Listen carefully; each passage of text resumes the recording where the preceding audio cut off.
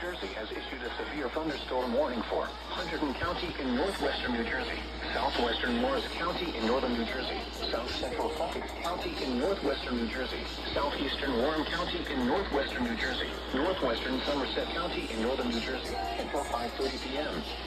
At 4:50 p.m., a severe thunderstorm was located over Collie Pond, or 15 miles northwest of Somerville, moving northeast at 20 miles per hour.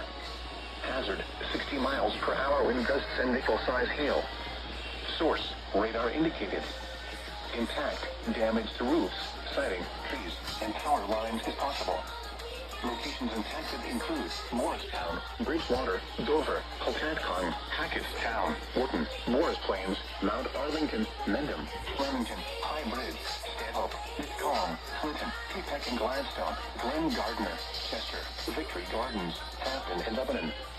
This includes the following highways: Interstate 78 in New Jersey between mile markers 11 and 33. Interstate 80 in New Jersey between mile markers 18 and 32. Interstate 287 in New Jersey between mile markers 20 and 39.